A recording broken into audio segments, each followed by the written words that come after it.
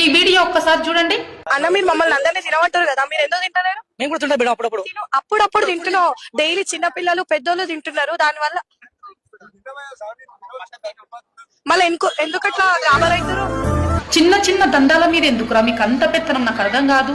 ఆమె ఏం అడుగుతుంది, చిన్నపిల్లలు మీ ఫుడ్ తింటే వాళ్ళకి ఏదైనా ప్రాబ్లం అయితే అని అడుగుతుంది. ఆ అన్న మాటకైనా ఆగమాగం తింటున్నాడు. తింటున్నప్పుడు కూడా గాబర పడకు అని అంటుంది. మరి అంత మందిలో ఆయన అట్లా అంటుంటే ఆయన గాబర పడకుండా ఏం చేస్తాడు? నాకు అర్థం కాదు. చిన్న చిన్న హోటల్స్ లో ఇలాంటి కల్తీ ఉండదు, నీట్గా ఉంటది. వాళ్ళు 3 పూటలు తినాల్సింది ఒక్క పూట తిని పెట్టుబడి పెట్టుకుంటారు వ్యాపారాల మీద. వ్యాపారమే బతుకుతారు అని బతుకుతారు. నీకు అర్థం కాదు. అలాంటి వాళ్ళు పొట్ట కొట్టడం చాలా తప్పు. ఇంకొక విషయం, ఆయన అడుగుతున్నారు, నువ్వు పెద్ద పెద్ద హోటల్స్ లో అడుగుతావా? బిర్యానీలు కానీ టిఫిన్స్ కానీ ఏమైనా తింటే నచ్చకపోతే వదిలేసి వస్తారు. మళ్ళీ సరే హోటల్కి రావద్దని చెప్పి వదిలేసి వస్తారు. కానీ ఏమన్నా అడుగుతారా? కానీ చిన్న చిన్న హోటల్స్ మీద రుబాబు చేస్తున్నారు. ఎవడు ఏం చేయలేడు అని చెప్పి అలా చేయడం తప్పు.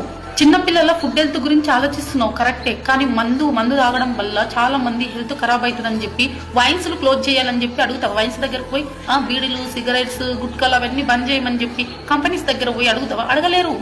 ఎవరు లేడని చెప్పి గంతే, ఏం చేయలేము. మన రుబాబ్ చూపించలేము. మన రుబాబ్ అంతా ఏం నిన్నోళ్ళతోటి చూపించుకుంటాం. ఇదే మన వాళ్ళ అలవాటు.